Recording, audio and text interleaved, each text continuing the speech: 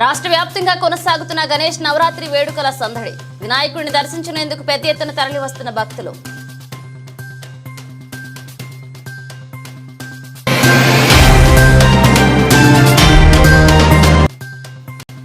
Party ఫిరాయించిన ఎమ్మెల్యేల అనర్హతపై high court తీర్పు. 4 వారాల్లో నిర్ణయం తీసుకోవాలని స్పీకర్ కార్యాలయానికి ఆదేశం.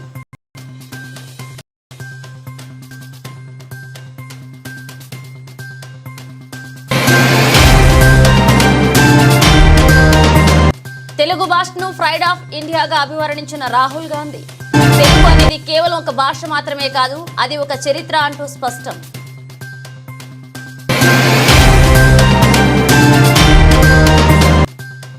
బంగాళాఖాతంలో తీవ్ర అల్పపీడనం, కోస్తాలో భారీ నుంచి అతి భారీ వర్షాలు కురిసే అవకాశం. హెచ్చరించిన విశాఖ వాతావరణ కేంద్ర అధికారులు.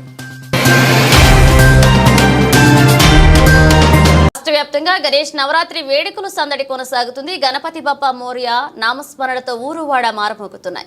రంగురంగుల విద్యుత్ కాంతులతో అందంగా అలంకరించిన మండపాల్లో కొలువుదీరిన గణనాథులు విశేష పూజలు అందుకుంటున్నాయి.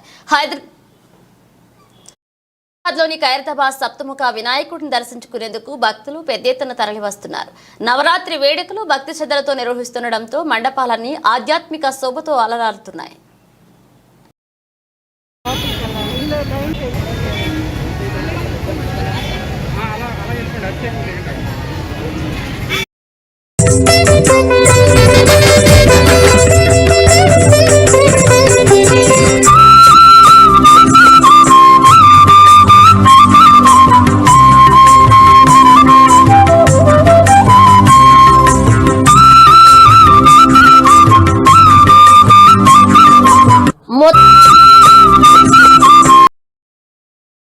కాంగ్రెస్ ఎంపీ రాహుల్ గాంధీ అమెరికా పర్యటనలో భాగంగా డల్లాస్లోని ప్రవాస భారతీయులతో ముచ్చటించారు. భారతదేశం భిన్నత్వంలో ఏకత్వానికి ప్రతీకగా నిలుస్తుందని ఆయన అన్నారు. భాషలు సాంప్రదాయాల ఆధారంగా ప్రజలను విడదీయకూడదని రాహుల్ గాంధీ పేర్కొన్నారు. ఈ సందర్భంగా ఆయన ప్రత్యేకంగా తెలుగు భాష గురించి ప్రస్తావించారు. మన జాతీయ గీతం అన్ని రాష్ట్రాలను సమానంగా ప్రతిబింబిస్తుంది, కానీ అందులో ఏ రాష్ట్రం బెస్ట్ అని మరొక రాష్ట్రం సెకండ్ బెస్ట్ అని అందులో ఎక్కడా ఉండదు. భారతదేశం రాష్ట్రాల సమైక్యగా ఉంటుందని అది స్పష్టంగా చెబుతుంది. భాషలు సాంప్రదాయాలు కూడా అలాంటివే. తమిళం మాట్లాడేవారు మాకు ఇష్టం లేదు అని, హిందూ మాట్లాడేవారే మనకు ఇష్టమని చెప్పడం సరికాదు అని రాహుల్ గాంధీ వ్యాఖ్యానించారు. Right, because these are, see, when we say Telugu, we are not just saying language. Embedded inside Telugu is history, is tradition, is music, is dance, is food, is everything.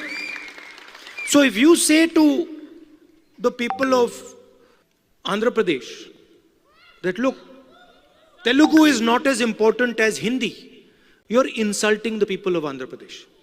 Because you're saying to them that your history is not important, your tradition is not important, your food is not important, your music is not important, your forefathers are not important. And this is the simple battle that is being fought in India.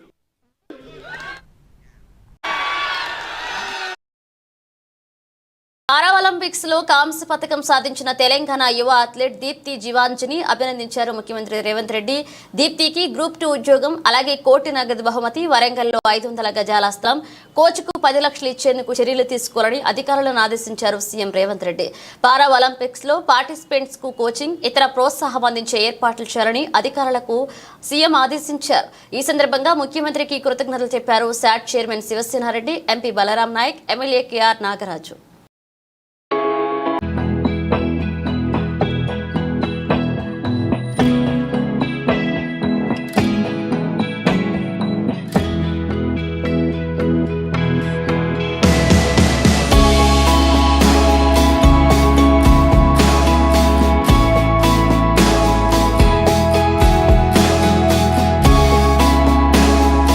వరద బాధితుల కోసం సిద్ధం చేసిన నిత్యావసర సరుకుల వాహనాలను జెండా ఊపి ప్రారంభించారు బీజేపీ శాసనసభ్యులు పైడి రాకేష్ రెడ్డి, బీజేపీ రాష్ట్ర ప్రధాన కార్యదర్శులు గుజ్జిల ప్రేమేందర్ రెడ్డి, కాసం వెంకటేశ్వర్లు, ఇతర నాయకులు పాల్గొన్నారు. ఈ సందర్భంగా భారతీయ జనతా పార్టీ రాష్ట్ర కార్యాలయంలో పార్టీ రాష్ట్ర ప్రధాన కార్యదర్శి గుజ్జిల ప్రేమేందర్ రెడ్డి మాట్లాడారు. తెలంగాణ రాష్ట్రంలో భారీ వర్షాలు, వరదల కారణంగా దెబ్బతిన్న ప్రాంతాల్లో భారతీయ జనతా పార్టీ తరపున బాధితులకు తక్షణ సహాయం చేయడం జరుగుతుందని తెలిపారు. భారతీయ జనతా పార్టీ రాష్ట్ర శాఖ ఆదేశాల మేరకు మేరకే బీజేపీ నాయకుల బృందం ఇప్పటికే వరద ప్రభావిత ప్రాంతాల్లో పర్యటించిందన్నారు. ఖమ్మం, మహబూబాద్, ములుగు, సూర్యాపేట, నల్గొండ జిల్లాల్లో వరద బాధితులకు ఆహార పంపిణీ, ఇతర సహాయ కార్యక్రమాలు చేపట్టడం జరిగిందన్నారు. కేంద్ర మంత్రి శివరాజ్ సింగ్ చౌహాన్, కేంద్ర హోంశాఖ సహాయ మంత్రి బండి సంజయ్ కుమార్ రాష్ట్ర మంత్రులతో కలిసి అతి భారీ వర్షాల కారణంగా వరద తాటికి గురైన ఖమ్మం, ములుగు, మహబూబాద్, నల్గొండ, కోదాడ ప్రాంతాల్లో నిన్న పర్యటించారు.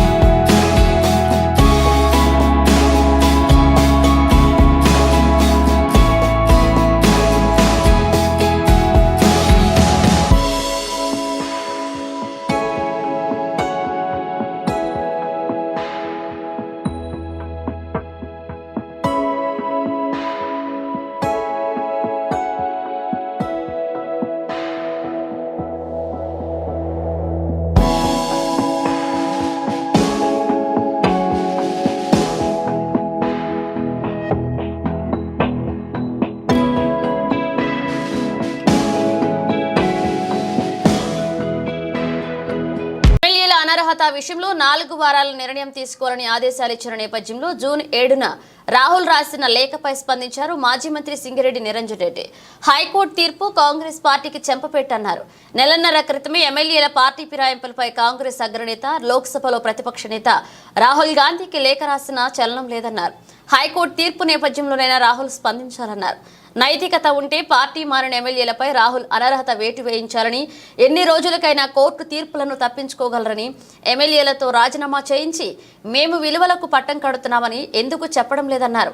రాజ్యాంగం మీద నమ్మకం ఉంటే, చెప్పే మాటల్లో చిత్తశుద్ధి ఉంటే రాహుల్ చర్యలు తీసుకోవాలని, రాజకీయ విలువలు, ధర్మసూత్రాలకు రాహుల్ కట్టుబడి ఉంటే పార్టీలో చేర్చుకున్న వారితో రాజీనామా చేయించాలి. లేదంటే రాహుల్ మాటలు, చేతలు డబుల్ స్టాండర్డ్ అని భావించాల్సి వస్తుందన్నారు.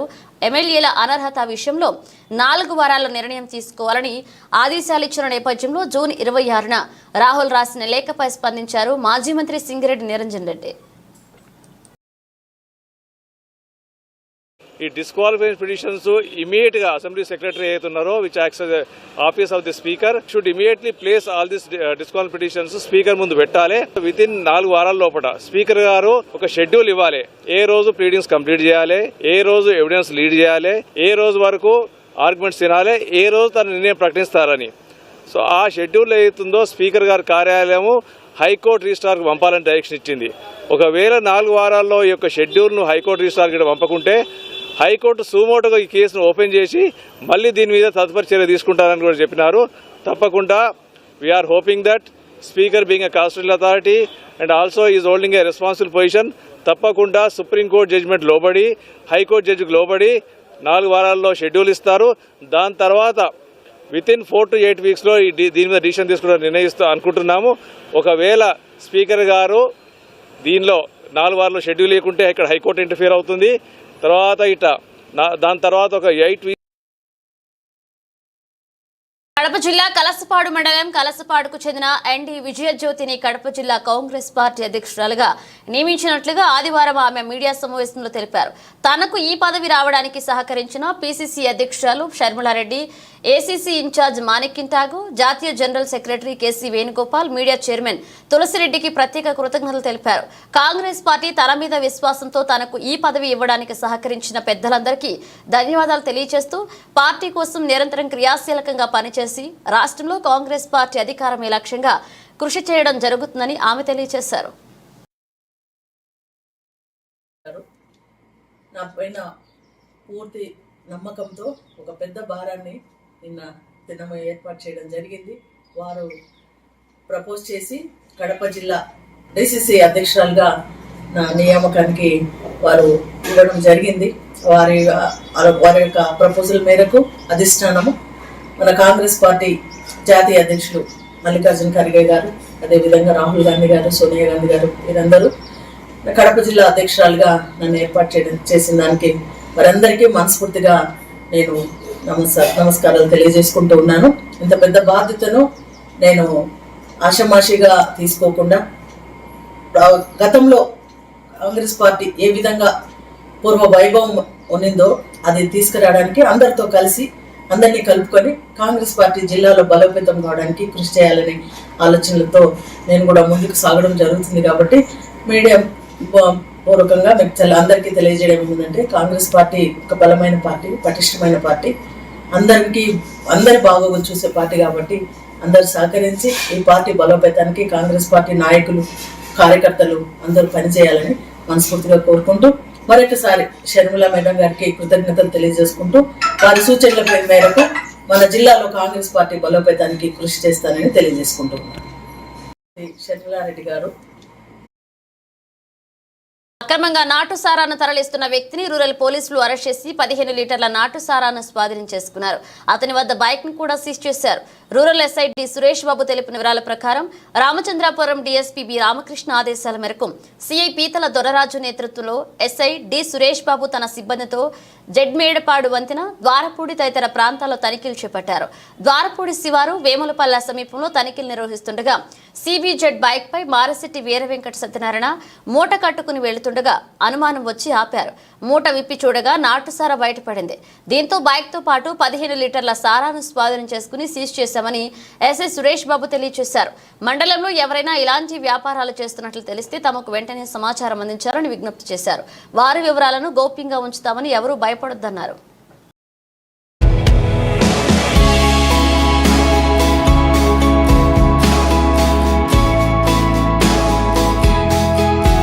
గౌరవ తెలంగాణ ముఖ్యమంత్రి యనమల రేవంత్ రెడ్డి విషయం సికింద్రాబాద్ రైల్వే స్టేషన్ మరియు చర్లపల్లి రైల్వే టెర్మినల్స్ కు వెళ్లే రోడ్ల విస్తరణకు రాష్ట్ర ప్రభుత్వం సంపూర్ణ సహకారం గురించి కొత్తగా ఏర్పడిన తెలంగాణ రాష్ట్రంలో మౌలిక వసతుల అభివృద్ధిపై కేంద్ర ప్రభుత్వం ప్రత్యేక దృష్టి సారించి 10 ఏళ్లుగా ఈ దిశగా ప్రత్యేక శ్రద్ధ చూపిస్తున్న సంగతి మీకు తెలిసిందే. మరి ముఖ్యంగా రాష్ట్రంలో రైల్వే రంగం అభివృద్ధి మిషన్ మోడ్లో పూర్తవుతోంది. అలాగే కొత్త రైల్వే లైన్లు డంబ్లింగ్, అలాగే ట్రిప్లింగ్, క్వాడ్రాప్లింగ్ తో పాటుగా లైన్ల ఎలక్ట్రిఫికేషన్ పనులు, 40కి పైగా స్టేషన్ల అభివృద్ధి పనులు శరవేగంగా జరుగుతున్నాయి. ఇందులో భాగంగానే నగరంలో ఉన్న సికింద్రాబాద్, కాచిగూడ, నాంపల్లి స్టేషన్లకు పెరుగుతున్న రద్దీని దృష్టిలో ఉంచుకుని నగర శివారులోని చెర్లపల్లిలో 415 కోట్లతో కొత్త రైల్వే టెర్మినల్ నిర్మాణం కూడా వేగవంతంగా పూర్తవుతోంది. హైదరాబాద్కు సంబంధించిన ప్యాసింజర్ గూడ్స్ రైలు రాకపోకలు కూడా చెర్లపల్లి టెర్మినల్ కేంద్రం కానుంది. ఇలాంటి కీలకమైన రైల్వే టెర్మినల్ కూడా దాదాపుగా పూర్తయింది. ట్రాకులతో పాటు స్టేషన్ నిర్మాణం, ప్రయాణికుల కోసం వసతులు అన్నీ పూర్తి కావచ్చాయి. ఈ టెర్మినల్ పూర్తవగానే ప్రత్యక్షంగా ప్రారంభోత్సవానికి హాజరై ప్రజలకు అంకితం చేసేందుకు గౌరవ ప్రధానమంత్రి శ్రీ నరేంద్ర మోదీ కూడా అంగీకరించారు. ఇలాంటి కీలకమైన రైల్వే టెర్మినల్ చేరుకునేందుకు ఎఫ్సిఐ గోడౌన్ వైపు నుంచి ప్రయాణికులు రాకపోకల కోసం 100 అడుగుల రోడ్డు నిర్మాణం అవసరం ఉంది. ఉత్తరం వైపు కూడా 80 అడుగుల మార్గం, మహాలక్ష్మి నగర్ వైపు మరో 80 అడుగుల రోడ్డు అవసరం అవుతుంది. దీంతో పాటుగా ఇండస్ట్రియల్ సైట్స్ ముందున్న రోడ్డును కూడా 80 ఫీట్లకు విస్తరించాల్సిన అవసరం ఉంది. దీనిపై మీరు ప్రత్యేక చొరవ తీసుకొని ఈ పనులను వీలైనంత త్వరగా పూర్తి చేయించేలా అధికారులను ఆదేశించాలని కోరుతున్నాము. అదేవిధంగా దక్షిణ మధ్య రైల్వే కేంద్ర స్థానమైన సికింద్రాబాద్ రైల్వే స్టేషన్ను 715 కోట్లతో అంతర్జాతీయ విమానాశ్రయం స్థాయిలో తీర్చిదిద్దుతున్న సంగతి మీకు తెలిసిందే. వచ్చే ఏడాది చివరి నాటికల్లా అత్యాధునిక వసతులతో ప్రజలకు ఈ రైల్వే స్టేషన్ను అంకితం చేసేందుకు ఏర్పాట్లు వేగంగా సాగుతున్నాయి.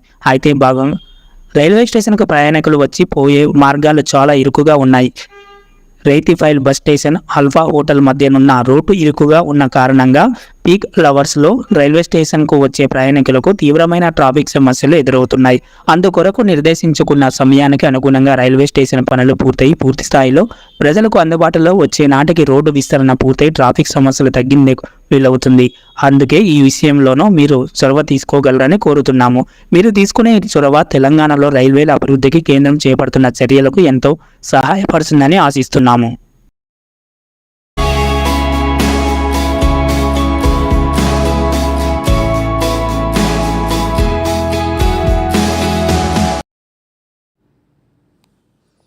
రేగిడి మండలం సంకిలి నాగవల్లి నది ఆకుల్లోవ కట్టగడ్డ ఉధృతి పొలాలను ఎమ్మెల్యే కొండ్రు మురళీమోహన్ పరిశీలించారు. వ్యవసాయ శాఖ, పంచాయతీరాజ్ అధికారులను పంట నష్ట అంచనాలు వేయాలని ఆదేశించారు. సంకిలి శివాలయం నుంచి తునివాడ వరకు కరకట్టలు నిర్మించాలన్నారు. సాయన్న ఛానల్ మరమ్మతులు చేపట్టాలని టీడీపీ సీనియర్ నాయకులు జనార్దన్ రావు ఎమ్మెల్యేను కోరారు. కిమిడిక్ అశోక్, దూబా ధర్మారావు, అధికారులు, కార్యకర్తలు ఉన్నారు.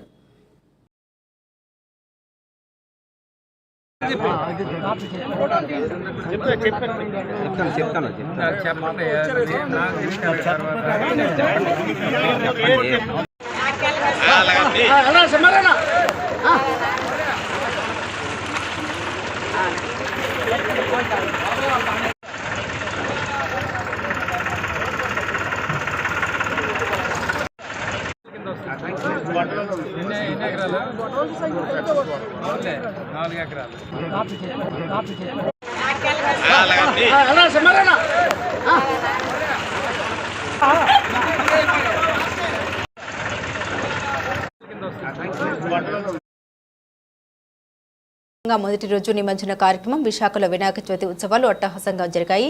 మొదటి రోజు పూజలు చేసిన తర్వాత విశాఖ సాగర తీరంలో నిమజ్జన కార్యక్రమాలు చేశారు. పెద్ద ఎత్తున మహిళలు తలపై విఘ్నేశ్వరుని పెట్టుకుని జై గణేష్ అంటూ బీచ్లో నిమజ్జనం చేశారు. నగర ప్రజలు విఘ్నేశ్వరులతో బీచ్కి రావడంతో సాగర్ తీరం అంతా కూడా సందడి వాతావరణం నెలకొంది.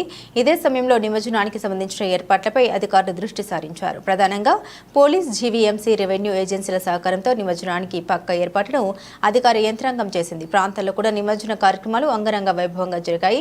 వినాయక నిమజ్జన ప్రాంతాల్లో క్రేన్లు, సీసీ కెమెరాలతో పాటు 40 మంది గజ ఈతగాళ్లను కూడా సిద్ధం చేశారు. ఎలాంటి అవాంఛనీయ ఘటన జరగకుండా అన్ని సీసీ కెమెరాలను కంట్రోల్ రూమ్ ఏర్పాటు చేసి దానికి అనుసంధానం చేసి అక్కడ పర్యవేక్షణ కోసం ఒక డీఎస్పీ స్థాయి అధికారిని నియమించారు. దీంతో నిరంతరం పర్యవేక్షణలో ఉంటూ అవసరమైన సూచన కంట్రోల్ రూమ్ నుండి ఇచ్చే విధంగా ఏర్పాట్లు జరిగాయి.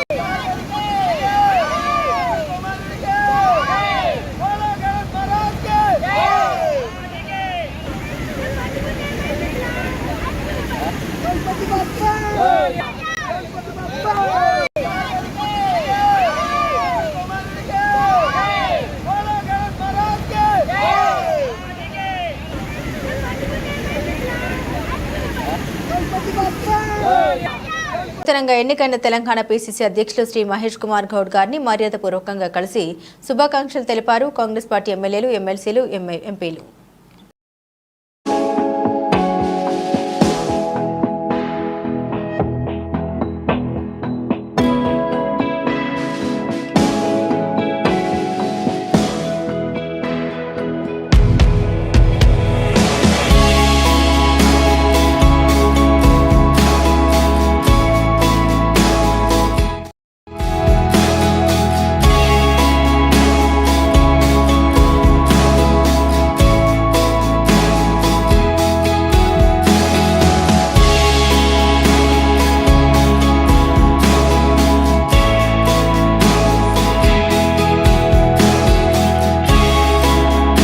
కాలోజీ గొడవ ప్రజల గొడవ, తెలంగాణ భాష బడి పలుకుల భాష కాదు పలుకుబడుల భాష అని ఎలుగెత్తి చాటిన మహనీయుడు కాళోజీ. అచ్చమైన తెలంగాణ వాడుక భాషలో కాళోజీ నారాయణరావు గారు చేసిన రచనలు, మాటల తూటాలు నిరంకుశత్వంపై, అరాచక పాలనపై, అసమానతలపై విమర్శనాస్త్రాలు ప్రతినిత్యం సామాన్యుల సమస్యల్ని, హక్కుల పరిరక్షణ, ప్రజా శ్రేయస్సుని తన జీవితంగా భావించిన తెలంగాణ వైతాళికుడు కాళోజీ. ప్రజాకవిగా పేరొందిన కాళోజీ స్వాతంత్ర సమరయోధునిగా, తెలంగాణ ఉద్యమకారునిగా అందించిన స్ఫూర్తి, చేసిన సేవలు అనిర్వచనీయం. మన కాలన గొప్పతనానికి ప్రపంచానికి చాటి చెప్పాలని మహోన్నత ఉద్దేశంతోనే కేసీఆర్ గారు కాళోజీ గారి జయంతిని సెప్టెంబర్ 9 తెలంగాణ భాషా దినోత్సవంగా నిర్వహించారు. వైద్య విశ్వవిద్యాలయానికి వారి పేరు పెట్టారు. వరంగల్లో సుందరమైన కాళోజీ కళాక్షేత్రాన్ని నిర్మించారు. ధిక్కార్ స్వరం కాళోజీ తెలంగాణ రాష్ట్రానికి గర్వకారణం. కాళోజీ కలం సామాన్యుల గలం, ప్రజలకు బలం. నేడు కాళోజీ నారాయణరావు గారి జయంతి. ఆ మహానీయునికి నివాళులు. తెలంగాణ భాషా దినోత్సవ శుభాకాంక్షలు.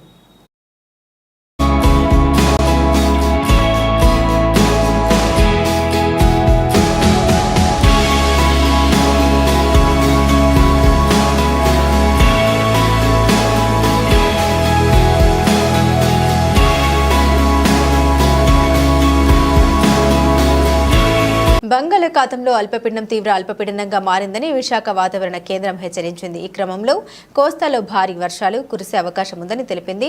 వాయువ్య బంగాళాఖాతం దాన్ని ఆనుకొని ఉన్న మధ్య బంగాళాఖాతంలో తీవ్ర అల్పపీడనం కొనసాగుతోందని, ఇది ఉత్తర దిశగా కదులుతూ ఒడిశా, పశ్చిమ బెంగాల్, బంగ్లాదేశ్ తీరాలకు సమీపంలో వాయుగుండంగా మారే అవకాశం ఉందని వాతావరణ కేంద్రం అధికారి కేవీఎస్ శ్రీనివాస్ తెలిపారు. దీని ప్రభావంతో కోస్తా జిల్లాలో ఓ మోస్తారు వర్షాలు కురుస్తాయని తెలిపారు. శ్రీకాకుళం, పార్వతీపురం, మన్యం, విజయనగరం, అల్లూరి, తూర్పు గోదావరి, పశ్చిమ గోదావరి, ఏలూరు, ఎన్టీఆర్, కృష్ణా జిల్లాలో భారీ వర్షాలు కురిసే అవకాశం ఉందని చెబుతున్నారు. తీరం వెంబడి బలమైన ఈదురుగాలులు వీస్తున్న నేపథ్యంలో మత్స్యకారులు వేటకు వెళ్లొద్దని అధికారులు హెచ్చరిస్తున్నారు. మరోవైపు విశాఖలో కుండపోత వర్ష ప్రభావంతో లోతట్టు ప్రాంతాల్లో వరద నీరు భారీగా చేరడంతో స్థానికులు ఇబ్బందులు ఎదుర్కొంటున్నారు.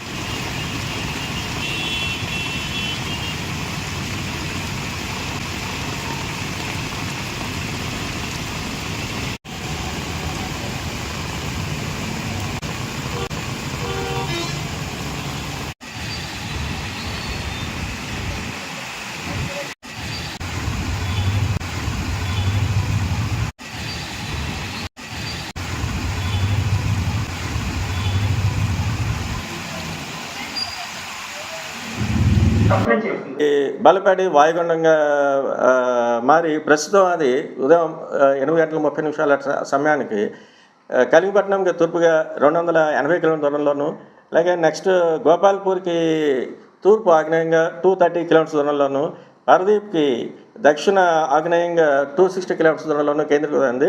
అది క్రమేపీ నార్త్ వర్డ్స్ ప్రయాణిస్తూ నెక్స్ట్ 24 అవర్స్లో అది మరింతగా బలపడి డీప్ డిప్రెషన్గా, అంటే తీవ్ర వాయుగుండంగా మారేటువంటి అవకాశం ఉంది. అది క్రమేపీ రేపు ఈవినింగ్ కానీ రేపు రాత్రికి కానీ ఒరిస్సా అండ్ వెస్ట్ బెంగాల్ తీరంలో ఉన్నటువంటి పూరి మరియు దీఘా ఈ ప్రాంతం మధ్యలో తీరాన్ని దాటేటువంటి అవకాశం ఉంది. ఈ నేపథ్యంలో మన తీరం వెంబడి ఉన్నటువంటి కోస్తా జిల్లాలకి మనకి వైడ్ స్ప్రెడ్ రైన్స్, ఉత్తరాంధ్ర వరకు అయితే వైడ్ స్ప్రెడ్ రైన్స్, దక్షిణ కోస్తా వరకు అయితే మెనీ ప్లేసెస్లోను moderate rains with heavy rains, some ప్లేసెస్లో అయితే heavy to very heavy rain falls, మరికొన్ని జిల్లాలకైతే నెక్స్ట్ 2 days వరకు, ఇవాళ రేపటి వరకు కూడా ఎక్స్ట్రీమ్లీ హెవీ రైన్ఫాల్ కూడా మనం ఫోర్కాస్ట్ చేయడం జరిగింది.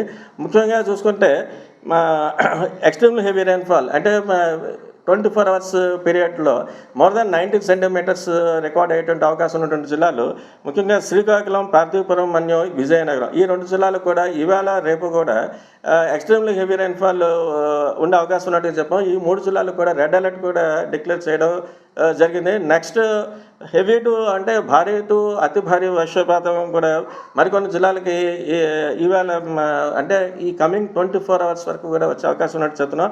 అవి విశాఖపట్నం, అల్లూరు సీతారామరాజు, అనకాపల్లి, కాకినాడ అండ్ ఈ జిల్లాలకు అయితే భారీ నుంచి అతి భారీ వర్షపాతం నెక్స్ట్ 24 hours వరకు. అలాగే నెక్స్ట్ మరికొన్ని జిల్లాలలో ఉన్నటువంటి మన కోస్తా ప్రాంతంలో ఉన్న మరికొన్ని జిల్లాల్లో భారీ వర్షాలు కూడా 1-2 చోట్ల వచ్చే ఛాన్స్ ఉన్నటువంటి జిల్లాలు east Godavari, west Godavari, Konaseema, Eluru, NTR, Krishna and Palnadu ఈ జిల్లాలకు కూడా భారీ వర్షం 1-2 చోట్ల వచ్చే అవకాశం ఉంది. అలాగే నెక్స్ట్ ఇప్పుడు ఉన్నటువంటి తీరం వెంబడి కూడా వాయుగుండం దృష్ట్యా కూడా బలమైనటువంటి ఎదురుగాలులు గంటకి 50 నుంచి 60 కిలోమీటర్ల వేగంతో, అలాగే మరికొన్ని సందర్భాల్లో అది 70 kilometers వరకు కూడా వెళ్ళే అవకాశం చేత తీరం వెంబడి ఉన్నటువంటి మత్స్యకారులు అందరినీ కూడా వేటకు వెళ్ళొద్దని చెప్పడం జరిగింది.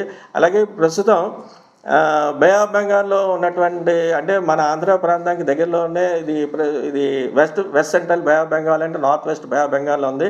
దీని దృష్ట్యా మన తీరం వెంబడి ఉన్నటువంటి మనకి ప్రధానమైనటువంటి పోర్టులు అన్నింటికి కూడా సిగ్నల్స్ హాష్ సెవెల్స్గా మన వాళ్ళకి కన్సర్న్ ఆఫీషియల్స్ అందరికీ కూడా ఇన్ఫర్మేషన్ ఇచ్చాం. ముఖ్యంగా అయితే కలింగపట్నం, భీమునిపట్నం, విశాఖపట్నం, గంగవరం, కాకినాడ ఈ 5 నౌకాశ్రయాలకు కూడా 3వ నెంబర్ ప్రమాద హెచ్చరిక అంటే లోకల్ కాషనరీ సిగ్నల్ నెంబర్ 3 అంటాం. అంటే ఈ పోర్ట్స్ అందరికీ కూడా they are likely to experience squally weather with wind speeds more than 40 to 50 kmph. అలాగే నెక్స్ట్ అదర్ నౌకాశ్రయాలు అనేటువంటి ఉన్నటువంటి జిల్లాలో ఉన్నటువంటి నూతన వాటర్ ప్లాంట్ ప్రారంభోత్సవం ఈరోజు ఉదయం పుట్టి బాలమణి జ్ఞాపకార్థం పుట్టి సందీప్ ఆహ్వానం మేరకు రామాయంపేట మున్సిపాలిటీలో 6వ వార్డులో ఉచిత వాటర్ ప్లాంట్ ప్రారంభోత్సవానికి బీజేపీ మెదక్ నియోజకవర్గం ఇన్ఛార్జ్ పంజా విజయ్ కుమార్ గారు కార్యక్రమాల్లో పాల్గొన్నారు. ఉచితంగా నీటిని అందిస్తున్న సందీప్కి శుభాకాంక్షలు తెలుపుతూ మరిన్ని సామాజిక సేవా కార్యక్రమాలు చేయాలని కోరారు. తర్వాత పురాతన ఆలయం సీతయ్య గుడిలో నెలకొల్పిన గణేశుడి దర్శనం చేసుకుని ఆలయాన్ని సందర్శించారు. విజయ్ కుమార్ గారితో బీజేపీ పట్టణ అధ్యక్షులు భానుచందర్, మండల అధ్యక్షులు ఉదయానంద రెడ్డి, సీనియర్ నాయకులు నవాజ్, రాజేంద్ర ప్రసాద్, జయశంకర్ గౌడ్, సతీష్ రావు, కార్తికే, బండి, గిరి, నాంపల్లి కన్నయ్య, నాగరాజు, అనిల్, సందీప్ నాయకులు పాల్గొన్నారు.